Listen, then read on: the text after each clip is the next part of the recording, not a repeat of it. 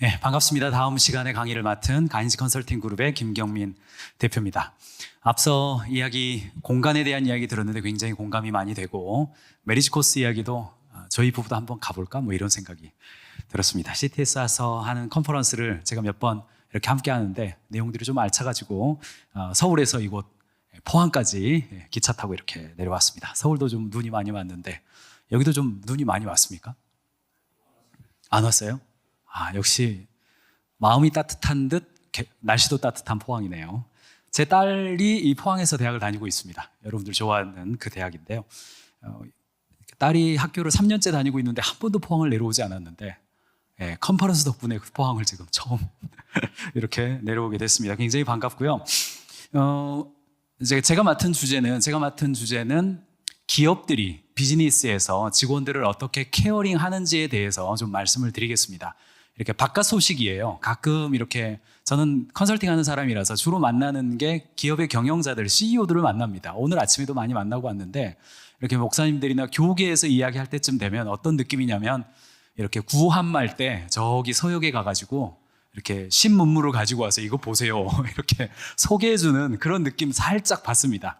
그래서 주로 이렇게 외부 이야기 좀 하겠습니다. 그런데 다른 한편으로 보면 여러분들이 주일날 예배 때 앉아있는 우리 집사님들, 성도님들 혹은 장로님, 권사님들이 월요일부터 금요일까지 어디서 뭐 할지 좀 궁금하시잖아요. 그 이야기입니다. 제가 오늘 해드릴 이야기는. 그리고 적용은 어차피 제가 잘 모릅니다. 목회자분들이 어떻게 리더십을 발휘하고 교회의 변화를 관리해야 될지는 사실은 저는 비전문가이죠. 그래서 그 적용은 조금 이렇게 알아서들 하셔야 될 것 같습니다. 근데 저는 현장의 이야기는 아주 충실하게 전달해 드리는 것으로 이야기하겠습니다. 그렇다고 해서 제가 교회에서 문외하는 아닙니다. 네. 저는 최원기 목사님이 인도한 가정교회 아마 아실 겁니다. 가정교회 목자로 16년째 하고 있습니다. 매주 금요일 저녁 7시부터 12시까지 제 아내가 직접 식사를 준비해서 밥도 먹고 목장 모임을 하는 그 가정교회 목자음이 합니다. 16년째 하고 있습니다. 분가 지금까지 5번 했습니다. 동시에 지금 장로입니다. 다음 세대 위원회 그리고 디지털 사역위원회 맡아서 교회 1층 공간을, 저희 교회가 홍대 옆에 있는 합정동인데 그 합정동 아주 번화가입니다. 거기 1층 공간을 작은 도서관으로 바꾸고 또 그 지역에 있는 무위탁 노인분들을 위해서 무더위 쉼터, 무서리 쉼터 만들어서 들어와서 쉴 수 있도록 하는 그 프로젝트 저희가 진행하고 협동조합 프로젝트도 진행하고 있습니다.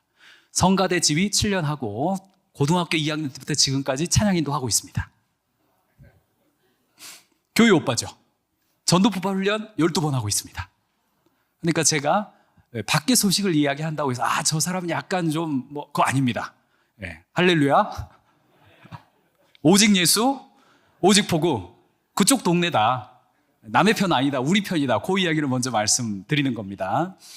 그리고 이번 강의 안에는 저희 회사 소개가 안 들어가 있기 때문에 내용에는 없습니다만 저희 한 컨설팅 회사를 운영하고 있고요. 컨설팅 회사 운영하고 있고 컨설턴트 한 60명 정도와 함께 일하고 있습니다.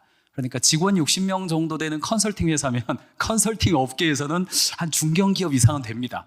그러니까 저 사람이 경영을 모르고 그냥 이렇게 컨설턴트 소장님으로 말하는 거다. 그거는 살짝 넘었습니다. 그건 살짝 넘었습니다. 저도 세상에는 두 종류의 사람이 있습니다. 월급을 주는 자와 월급을 받는 자. 목회자분들도 두 종류로 갈리시더라고요. 부목사님과 담임 목사님의 차이가 살짝 느껴지더라고요. 그거 있습니다. 월급 주는 쪽에 해당됩니다.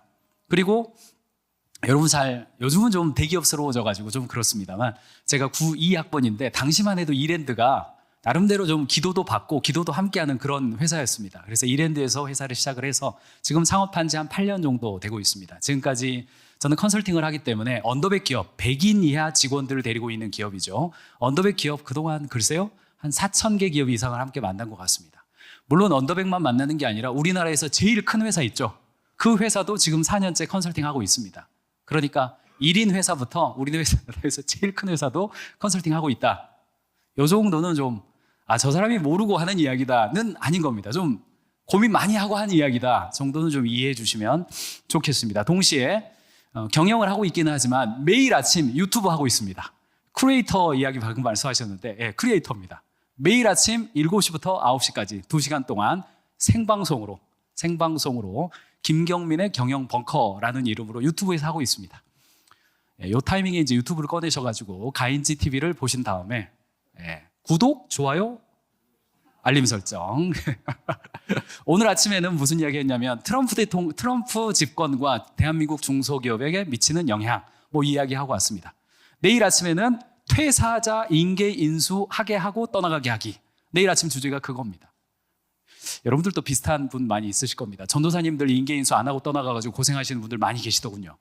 내일 아침에 그 노하우를 알려드릴 테니까 내일 아침 7시에 저를 다시 뵙는 걸로 하시죠.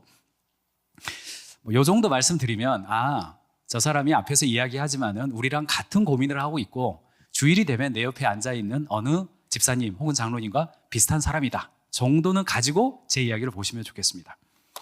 요 정도 약간 자랑인 듯한 느낌이 살짝 들어가지고 죄송합니다만, 그래도 요 말씀을 드리는 이유는 뭐냐면 지금부터 제가 할 이야기가 어떤 의미에서는 약간 생소할 수 있는 이야기이기 때문에 그렇습니다.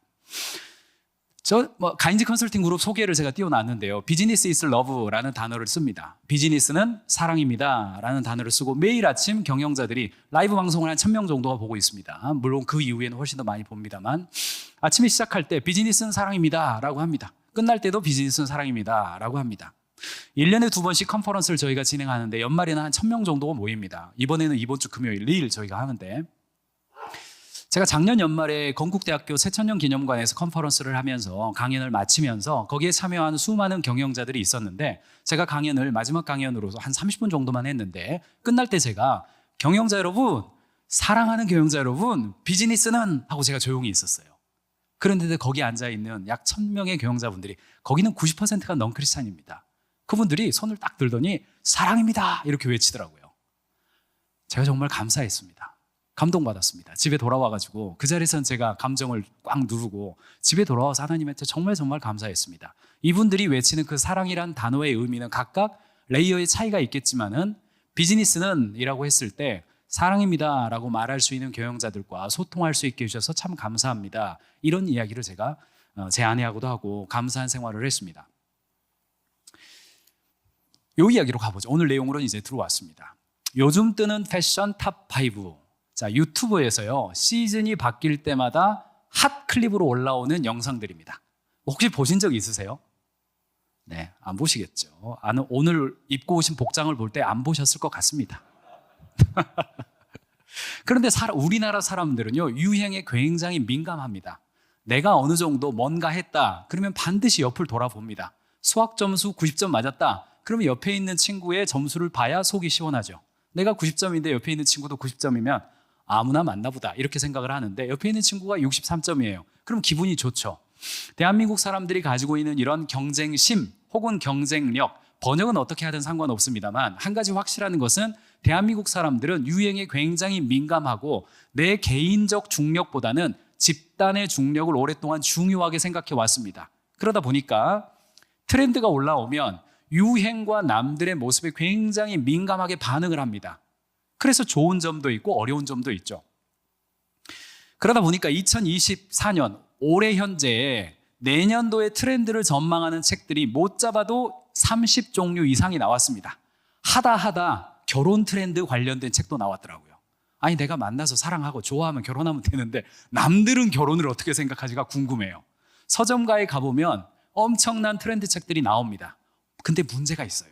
아마 김난도 교수님 팀에서 펼쳐내는 트렌드 코리아 16년째 나오고 있는데, 그 책 정도는 들어보셨죠? 읽어봤냐고 안 했습니다. 편하게 대답하셔도 됩니다. 들어보셨을 겁니다. 심지어는 저희도 트렌드 책 냈습니다. 저희도 냈습니다. 왜냐하면 사람들이 관심이 있고 그 파도를 타는 것이 저희가 가진 사랑의 콘텐츠를 전달하는 데 도움이 된다고 보기 때문에 그 트렌드는 타는 거죠.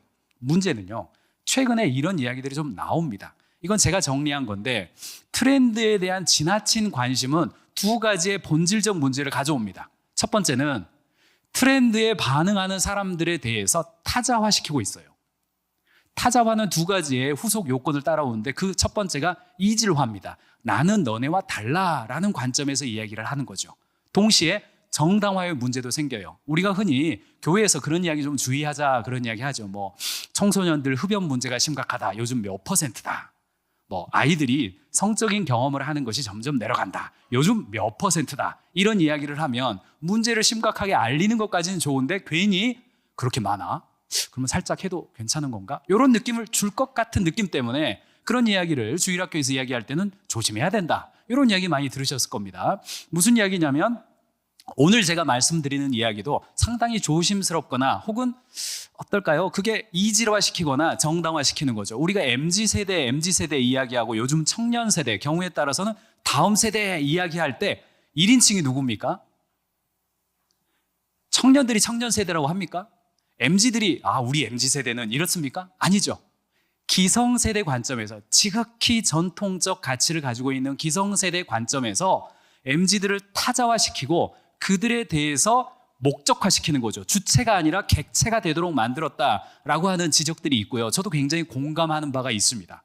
그런 점에 있어서 교회에서 다음 세대를 살리자 하고 주먹을 들고 딱 외쳤는데 고개를 돌이켜 보니까 청년 때 선교단체 활동했던 60이 넘으신 분들이에요. 전부 다.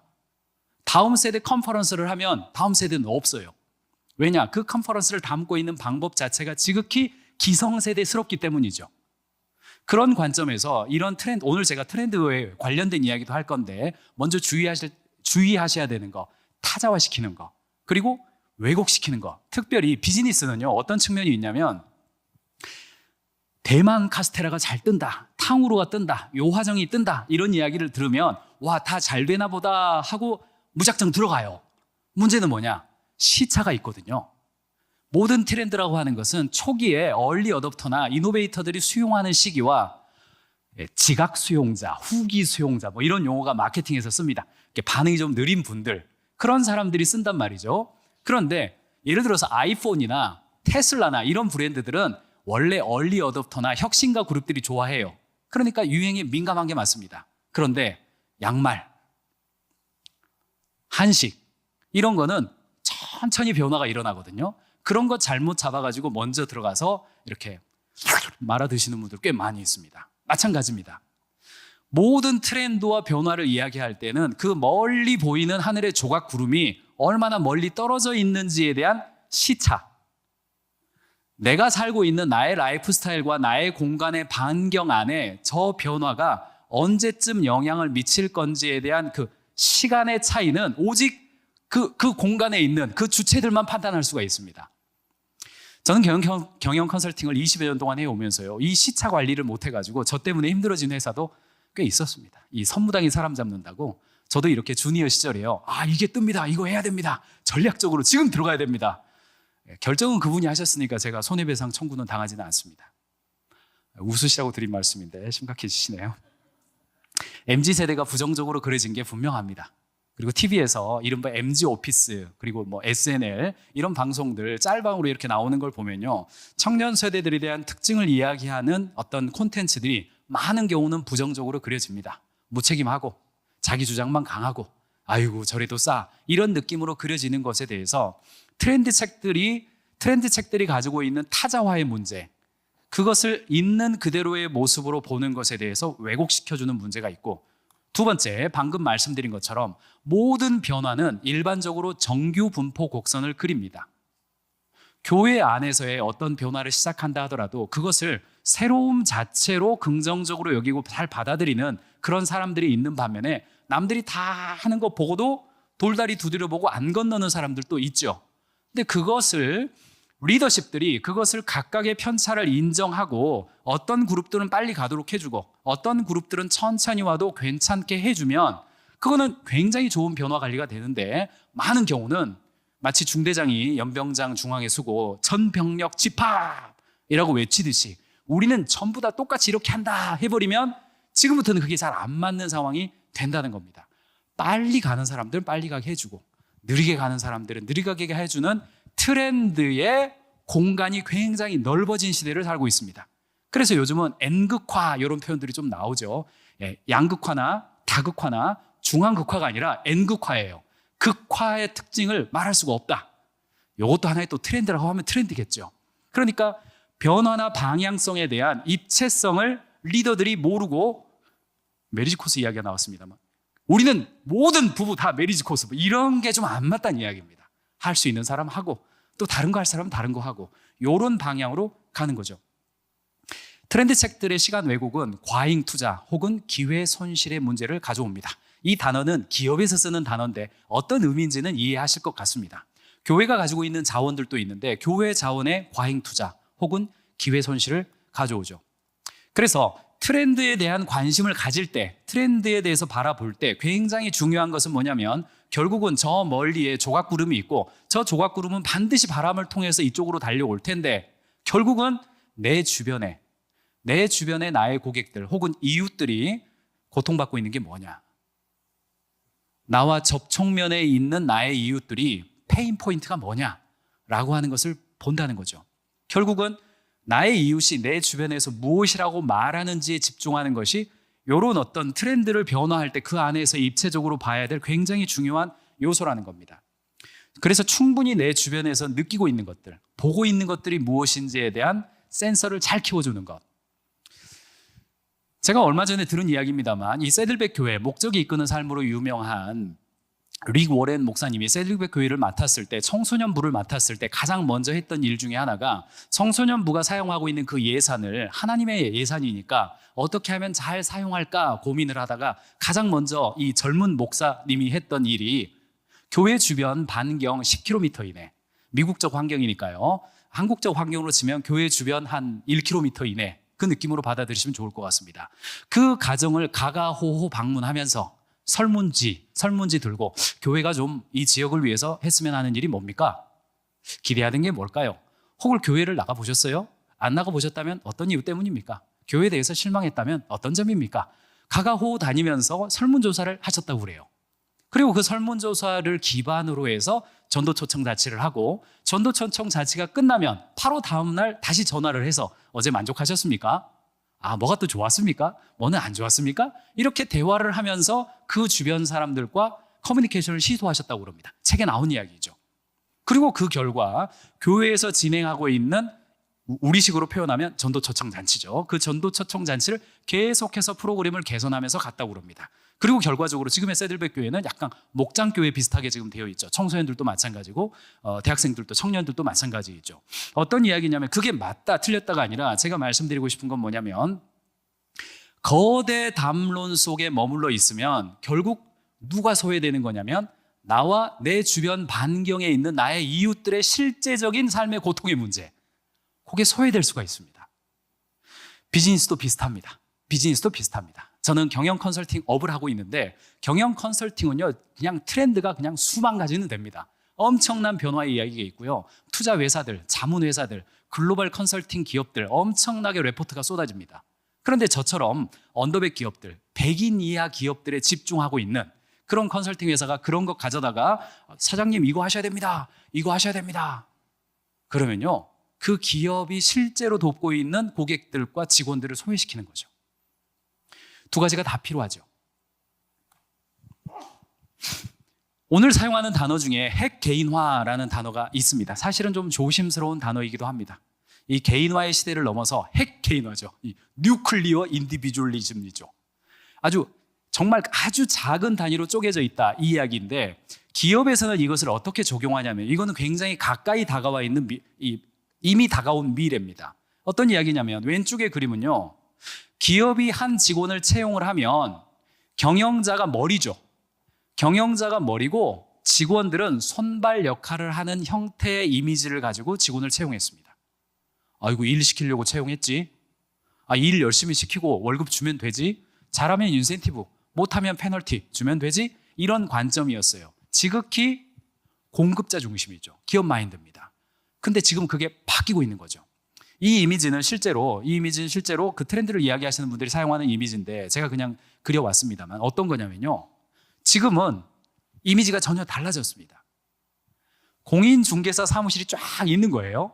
그러면 집을 얻고 이사하고 싶은 사람은 첫 번째 중개사무소로 들어갔다 나오죠. 마음에 들면 계속 있고 마음에 안 들면 나오죠. 두 번째 또 들어갑니다. 마음에 들면 계속 있고 마음에 안 들면 나옵니다. 세 번째 들어갑니다. 나옵니다. 네 번째, 다섯 번째 들어가죠. 요 이미지가 지금 직업을 대하는 지금 시대의 양상이라는 겁니다. 제가 세대라고 하지 않고 시대라고 했습니다.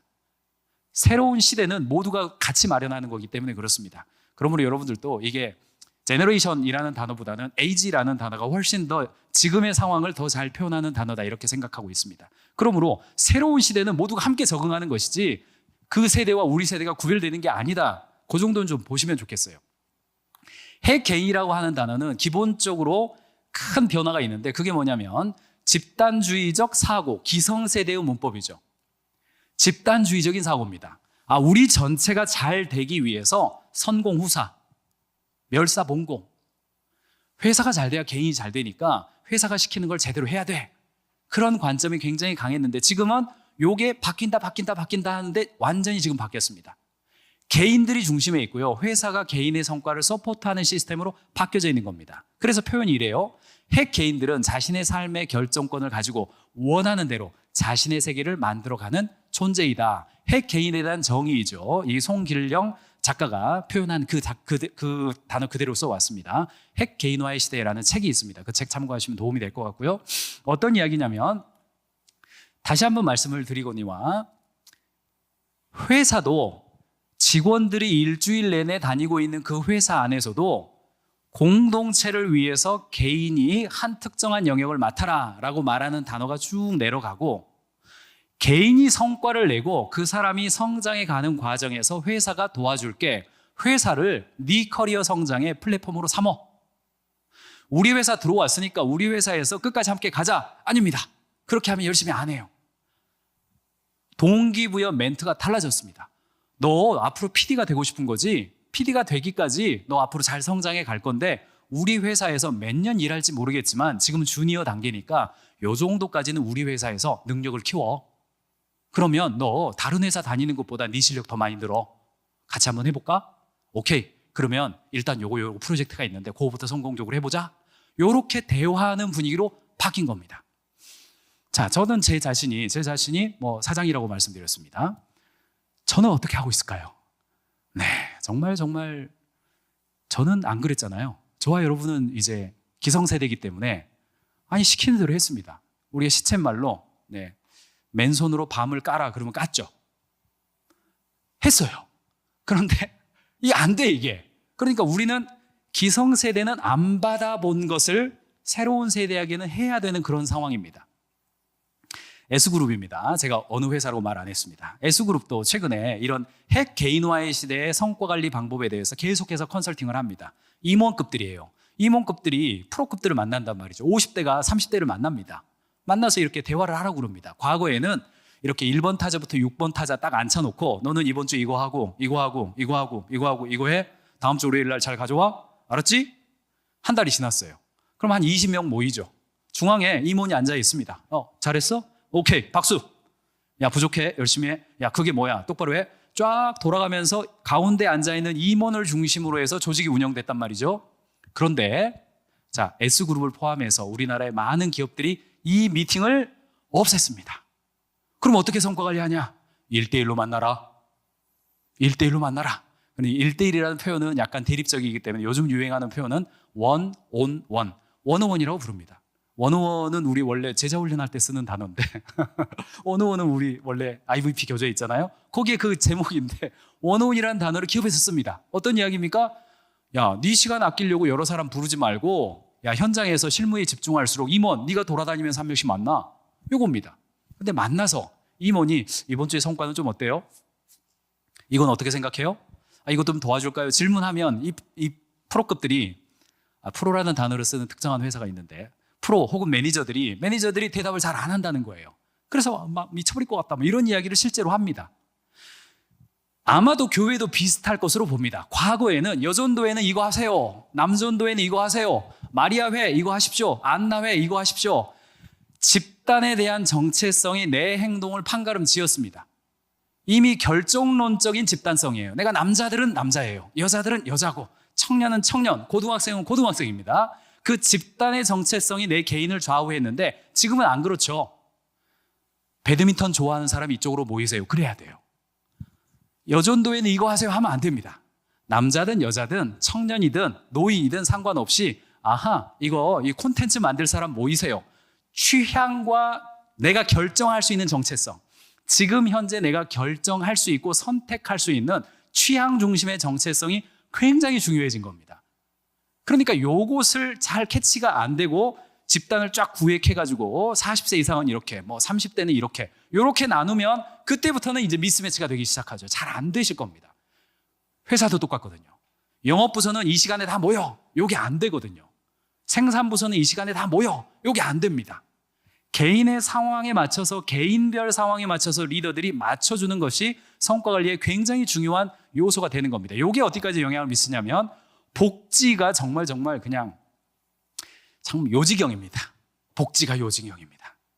최근에 이른바 MZ세대가 원하는 복지 이런 이야기들이 나오고 뭐 이렇게 골프 회원권, 육아휴직, 사내 헬스장, 임산부 케어, 학자금 이자 지원, 복지 포인트, 전기차 지원, 곤지암 콘도 보내기, 글램핑하기 굉장히 다양한 형태의 복지라는 이름으로 일어나요. 왜 그래요? 과거에는 복지가 회사의 규정이었습니다. 오케이, 5년 차 되면 안식년 휴가, 3년 이상 되면 콘도 몇 번 이용, 집단으로 규정이 돼 있어요. 문제는 뭐냐? 나는 결혼 안 할 건데? 나는 애 안 낳는데? 아니, 애 낳은 사람들 중심으로 복지 예산이 들어가네? 나 비혼 선언할 거야. 그게 맞다는 이야기는 아닙니다. 비혼 선언할 거야. 나는 뭐 줄 건데? 나는 애는 안 낳은데 우리 강아지, 내 자식과 똑같아.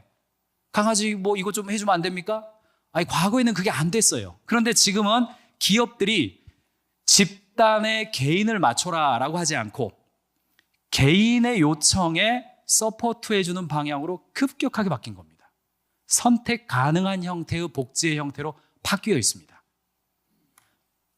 하나의 복지제도만 선택하고 싶다. 당신의 선택은 무엇입니까? 이런 것들이요, 무지막지하게 많이 나옵니다. 그래서 기업의 경영자들이 심지어는 영업본부장 1인당 복지 예산 100만 원인데 그거 어떻게 쓰든 영업부는 영업부 알아서 하세요. 생산본부장 1인당 복지 예산 100만 원인데 생산부는 그거 뭐 n분의 1 하든지 한 사람 몰아주든지 거기에 그 구성원들이 원하는 형태 반영해서 하세요. 굉장히 다양한 형태로 바뀐 거죠. 경조사가 최근에 많이 바뀐 개념 중에 하나입니다. 경조사 규정이 전통적인 뭐 할아버지, 할머니, 장인, 장모, 뭐 이렇게 돌잔치 뭐 이런 형태로 각 기업의 규정들이 있었습니다. 근데 그것이 경조사가 많을 나이대의 직원들은 너무 좋은 거죠. 근데 경조사가 적거나 안 그래도 경조사가 적은 집이, 생각해 보십시오. 경조사가 많은 집안이 행복합니까? 경조사 챙길 게 적은 집안이 행복합니까? 네, 잘 모르겠습니다. 근데 좀 생각해 보면 알아요. 오히려 복지, 웰페어죠. 더 케어링을 해야 되는 거. 복지라는 말은 직원 케어에서 시작된 거죠. 케어링을 해야 될 대상은 사실은 경조사 챙길 일 발생 안 하는 사람이 더 케어의 대상이거든요. 근데 이게 바뀌어 있는 겁니다. 이게. 이미 상황은 바뀌어 있는데 우리가 제도가 안 바뀌어 있어요. 공무원들은 아직도 이렇게 돼 있습니다. 느리게 바뀌어지죠. 그런데 현대자동차, 임직원들의 안정적인 생활 용이를 위해서 주거, 차량, 교육들, 생활 편의를 제공합니다. 어떤 의미에서요? 대리기사 붙여준다니까요. 그리고 여직원들이 좀 힘들다 그러면 요즘은 그 청소해주는 서비스 많습니다. 청소해주는 서비스 4시간짜리 뭐 10시간짜리 다 있습니다. 뭐 손님 초대한다 가가지고요 반찬해주는 서비스도 있습니다. 그런 것들을 붙여줍니다. 그냥 이거 뭐 결혼하면 100만 원 줄게 그런 게 아닙니다. 필요하면 이런 거 좀 써. 개인의 상황에 맞춰서 제공해주죠. 그런데 회사 복지는 왜 다 죄다 기혼자 중심이야? 이게 익명 사이트입니다. 익명 사이트이기 때문에 이런 이야기들이 한 번씩 올라오면 스트레스 받죠. 그리고 게다가 은행권들은 이른바 노동조합이 굉장히 강한 그런 산업군입니다. 그래서 노동조합은 요즘 노동조합 그 정권 교체가 굉장히 중요하거든요. 한 2년에 한 번씩 투표를 하는데 조합장이 되려면, 조합위원장이 되려면요 구성원들의 소통을 엄청 강조해야 됩니다. 그리고 조합장 한번 되려면요 그 의견들 많이 취합해가지고 많이 따내야 돼요. 노동조합의 메커니즘은 그렇습니다. 그러니까 은행권들이 회사에게 복지제도를 뭘 원하느냐가 굉장히 이렇게 앞선 트렌드 중에 하나입니다. 트렌드 조사할 때 그거 조사하는 거거든요. 뭐가 나오느냐면 전부 다 미혼 직원 우선 프로그램, 싱글들을 위한 프로그램, 청년들을 위한 변화, 이런 것들을 굉장히 강조하는 추세가 있어요. 러시코리아도 그거에 있어서 굉장히 이렇게 빨리 앞선 쪽, 그런 쪽 방향인데 심지어는 비혼 선언 축하 지원금이에요. 50만 원 준대요. LG도 줍니다. LG는 100만 원 줍니다. 근데 내부 규정이 있어요. 2년 내에 결혼 시 반납. 여기 있더라고요. 비혼 선언하면 2년 내에 결혼하면 안 돼요. 근데 이런 게 왜 생겼겠습니까? 개인들에 대한 케어링으로 생기는 겁니다. 펫프렌즈, 여기는 이제 펫 산업이 우리나라에 굉장히 급성장하고 있습니다. 이런 기업들이 성장하고 기업이 성장하고 시장 사이즈가 커지면 인재들이 관심을 갖고 인재들이 그리 몰리게 되어 있습니다. 반려동물 입양 지원, 반려동물, 반려라는 단어에다가 동물을 붙이는 게 저는 아직도 힘듭니다. 반려자죠. 반려는 사람과 하는 거지 동물과 하는 건가? 이거 위험하네요. 위험한 발언이네요. 아무튼 반려인들, 반려동물들 필요할 수 있죠. 그런데 그렇게 되니까 기업들이 어떻게 움직이는 거냐면 아주 빠르게 개인의 취향과 선택을 존중하는 방향으로 가는 거죠. 생일 축하 교회에서 하십니까? 생일 축하 교회에서 좀 많이 해주시면 좋겠습니다. 예배드리다가 이번 주에 한 100명 이하 된 교회 정도는, 이 정도 교회는 좀 어려울 수 있겠습니다만 100명 이하 교회는 한 달에 생일이 10명밖에 아닌 거잖아요. 일주일로 나누면 한 주에 서너 명도 안 되는 거거든요. 그러면 예배 드리다가 생일이신 분 축하드립니다. 이렇게 좀 좀 과격합니까?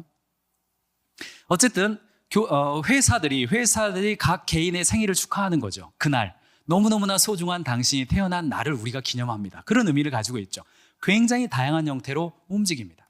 생일 선물을 제공하는 거 옛날처럼 뭐 이렇게 어디다 놔뒀으니까 인사팀에서 가져가라, 그렇지 않습니다. 개인화 시켜주고요, 개인에게 맞춰서 편지도 써주고 그런 부서가 따로 있을 정도죠.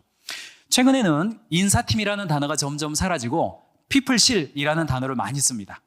채용팀이라는 단어가 사라지고 인재 영입팀이라는 단어가 늘어납니다. 왜 인사팀과 채용팀이라는 이름 자체가 사라지고 피플팀과 인재 영입팀이라고 바꾸는지, 삼성도 바꿨습니다. 배달의 민족도 바꿨고요. 여러분들이 알고 있는 그 기업들 있죠. 그 기업들의 대부분 다 바뀌었습니다. 지금 용어 자체가 바뀌었습니다. 왜 그렇습니까? 공급자 중심이 아니라 수요자 중심으로 바꾸겠다는 정신이 반영되어 있는 겁니다. 결혼할 때도 다양한 형태로 제공을 해줍니다. 특별한 일이 있으면 축하해주는 방식도 늘어났습니다. 가족들의 어떤 기념일이 생겼을 때 단축 근무를 한다거나 선물을 해준다거나 다양하게 일어납니다. 출산, 부영그룹, 사랑으로 아파트 부영그룹 1억 최대 4명까지죠. 4명까지입니다. 그거 세금 좀 감면 좀 해주는 거 이렇게 통과됐는지 모르겠네요. 아무튼 출산했을 때 지원해 주는 거 최근에 굉장히 격려합니다. 자녀 입학했을 때, 졸업할 때, 누구 돌아가셨을 때 좋아해 주고 상조 서비스 제공해 주는 거, 휴가 갈 때 다양하게 도움 주고 서비스 해 주는 거, 다양한 경조금 용품들, 장례 용품들.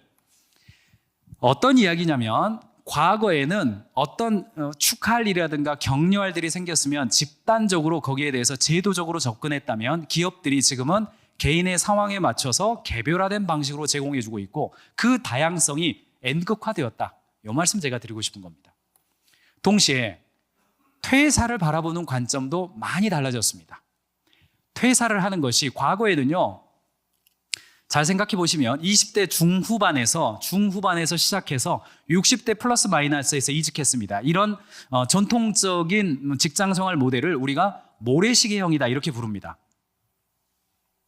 가운데에는 이직도 안 하고 퇴사도 안 해요. 그런데 청년 때 입사할 때요, 노동시장이 열립니다. 이때 입사하면 쭉 가고 이제 50대 초중반부터 60대까지 그때 다시 노동시장이 열립니다. 중간에는 퇴사도 안 하고 퇴사 안 하니까 당연히 입사의 기회도 적고 기업들도 그 시장을 오픈하지 않았어요. 이것을 모래시계형 직업구조다, 노동시장 구조다 이렇게 부릅니다. 지금은 완전 반대가 됐습니다.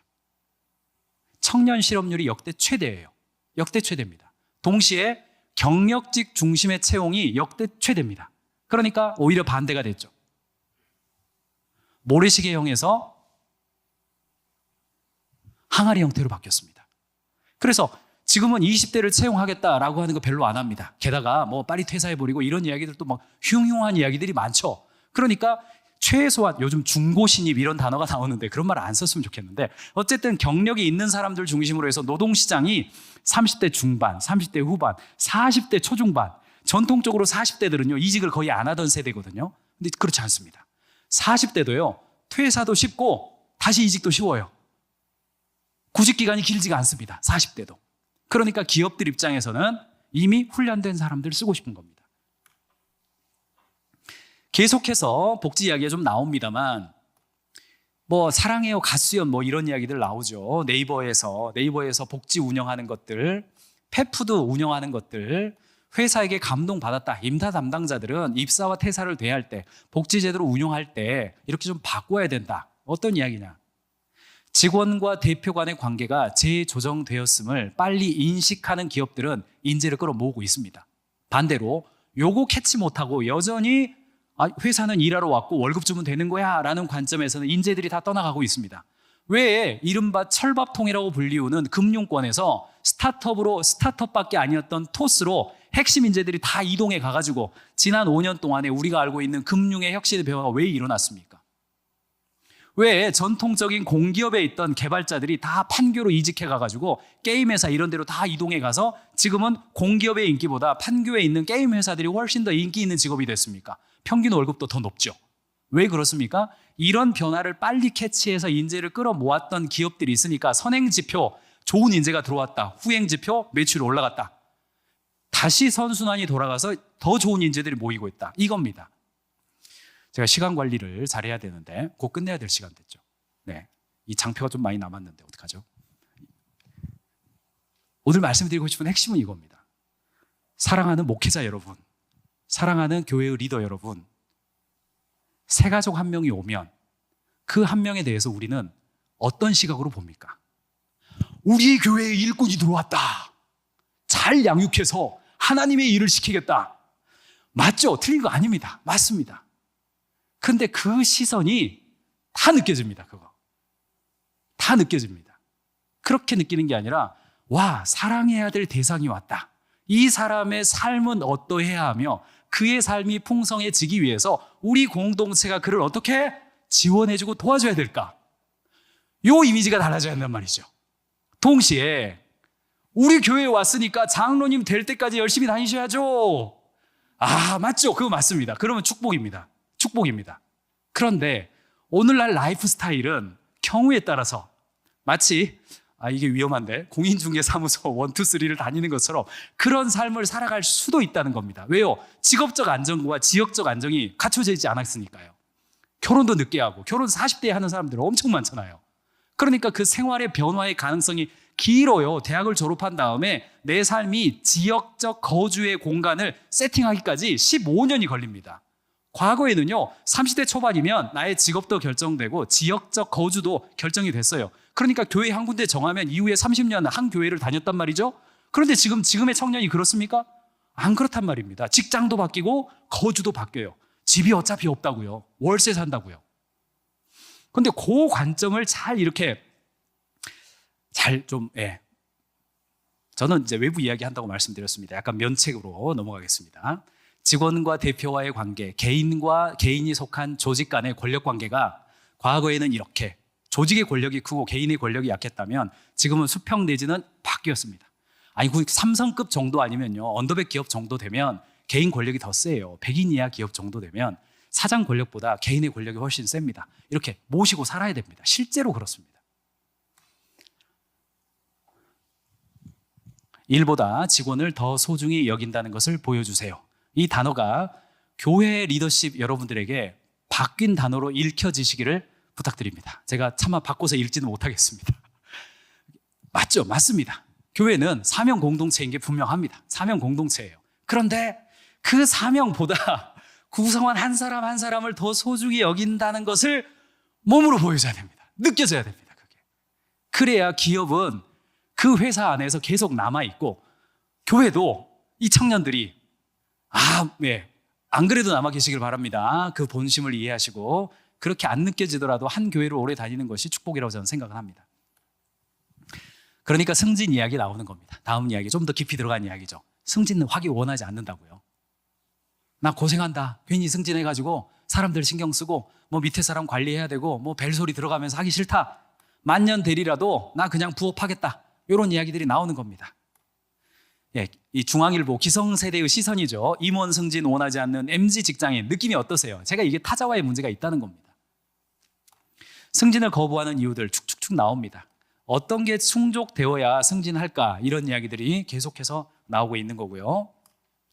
그래서 저는 현장에 가면 승진 라인만 두지 말고 직책 라인도 두어서 승진을 안 하면 여러 가지 직책, 다양한 직책을 맡아서 조직 내에서 꼭 이렇게 집사가 되고 안수집사가 되고 장로가 되고 그 다음에 그 위에도 또 있죠. 요즘은 원로 장로 더 있죠. 이렇게.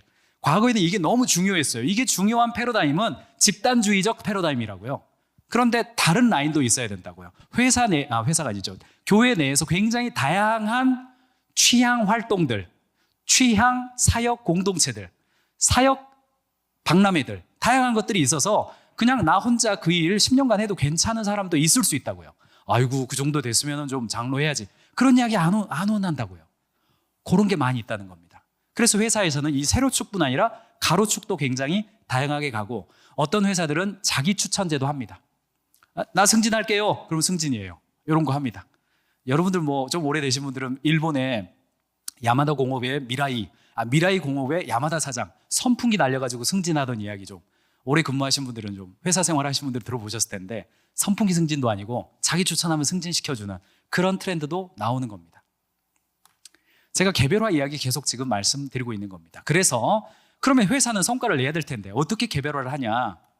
그런 게 이제 이직도 당연하게 여기고, 직원들은 이제 이직을 항아리형 노동시장 구조에서 이직을 자기 커리어 발전의 기회로 삼습니다. 오히려 반대로 한 회사에서 오래 있으면 좀 게을렀네? 이런 관점까지 갖는단 말이죠. 그래서 적절한 시기에 이직을 하는 것이 커리어 관리의 도전이다. 이런 관점으로 완전히 바뀌어 있단 말입니다. 사실은 이런 고민들은요, 미국의 실리콘밸리에서 먼저 했습니다. 먼저 했고, 이 전 세계에서 인재를 끌어모으고 있는 곳이 실리콘밸리고, 우리가 알고 있는 글로벌 기업들, 우리 뭐 이런 기업들 다 포함해서 실리콘밸리에 본사를 두고 있죠. 근데 그곳은 지난 30년 전부터 이미 관리의 시대가 아니라 관계의 시대라는 컨셉을 잡고, 인텔 아실 겁니다. 요즘은 명성이 좀 떨어졌지만 인텔에서 가장 먼저 개별적 성과 관리를 먼저 했습니다. 원오원 미팅에 근거한 성과 관리, 관계 관리를 했죠. 페이스북이라든가 우리가 알고 있는 유수의 기업들도 이제는 집단적인 주간회의, 월간회의를 하지를 않고 1대1 미팅을 기반으로 한 개별적 성과 관리, 개별적 케어링, 개별적 성장 관리의 시대로 넘어갔다는 이야기입니다.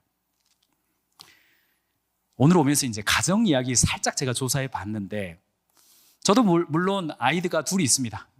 둘째가 딸인데 여기 한동대학교 다니고 있고 3학년이죠. 그리고 첫째는 경영 공부하고 있습니다. 해외에서 공부하고 있는데, 두 아이를 키우면서요 많이 달라짐을 느낍니다. 저도 이렇게, 그러니까 메리지 코스 제가 해야 될지도 모릅니다. 저도 이렇게 많이 아빠 연습을 많이 했습니다. 부모들도 이제는 데디스쿨을 다니면서 움직이는 관점이 되었고요. 요즘은 남편이 퇴사하면 드디어 우리 남편이 퇴사했어요, 축하해 주세요를 SNS에 올리는 시대가 됐습니다. 아이고, 퇴사하는 거 미안해가지고 아내한테 말 못하고 청계산 가가지고 옷 갈아입고 올라갔다 내려왔다 하던 시대가 엊그제 같은데, 지금은 우리 남편 퇴사했어요, 축하해 주세요. 마지막 장표입니다. 그렇다면 교회는 변화의 흐름에 어떻게 반응해야 합니까? 제가 배우기로는 교회는 본질은 지키고 비본질은 다양한 그릇으로 품는다, 이건데, 본질과 비본질 사이에 참 헷갈리는 문제가 많이 있기 때문에 고민은 되실 겁니다. 그런데 외부에서 오늘도 뭐 다양한, 지금 평일날 우리 교인들도 만나고 비즈니스맨들도 만나고 직장인들, 일터에서 일하는 사람들 만나본 과정에는 생각보다 많은 것들이 이미 바뀌어 있습니다. 그래서 저는 어떤 느낌을 갖냐면, 월요일부터 금요일까지 그냥 살았어요. 그냥 살았던 사람이 일요일이 되면, 주일이 되면 약간 다른 언어로 넘어가는 듯한 느낌. 주말에 다른 언어를 쓰는 해외를 잠깐 나갔다 오는 그런 느낌을 받습니다. 평일 사이드에서요. 물론 목회자 여러분들은 주일날이 중심이고, 주일이 중심이고, 평일이 약간 어디 해외 갔다 왔고 주일이 중심인 그런 관점으로 보시겠지만, 평일날이 중심인 제 관점에서는 일터의 언어를 써왔던 수많은 사람들이 주말이 되면 1박 2일로 어딘가 해외를 나갔다 온 듯한 느낌, 시차 적응 못하고 이런 느낌을 받습니다. 그 간극을 메운다는 표현보다는 주일뿐 아니라 평일까지도 복음과 우리의 어떤 우리가 가지고 있는 가치, 복음의 가치로 얼마나 넓게 포용하고 수용할 거냐, 이게 함께 고민해야 될 그런 주제라고 생각합니다. 트렌드보다는 우리 고객, 우리의 이웃들을 집중하는 것. 이제는 일터, 학교, 가정에서 각 개인에게 맞는 개별화와 자율성들 중요하게 보는 것. 기업은 직원들에게 개별적 복지를 취하고 움직이지만 교회도 사람을 집단화, 대상화해서 가르마 타는 거, 요거 굉장히 위험할 수 있다. 직장인들은 조직 내에서 개인 취향 중심의 콘텐츠를 매우 중요하게 여기고 취향 중심으로 모이고 움직이는 게 늘어나고 있고 그것을 중요하게 여기는 기업들이 인재를 끌어모으고 있다는 점 잘 기억하시면 좋겠습니다. 성과 관리도 기업들은 각 개인이 집중하는 개별적 성과 관리를 함으로써 그의 성과를 극대화시키는 방향으로 가기 때문에 다른 한편으로는 무임승차란 존재할 수가 없습니다. 묻어서 가는 것도 존재할 수가 없습니다. 그렇기 때문에 지금은요, 굉장히 고성과를 내고 내 실력 제대로 발휘하고 싶은 사람들, 이런 사람들이 이렇게 개인들을 대하는 그런 현장으로 몰리고 있다. 여기까지 말씀드리겠습니다. 경청해주셔서 고맙습니다.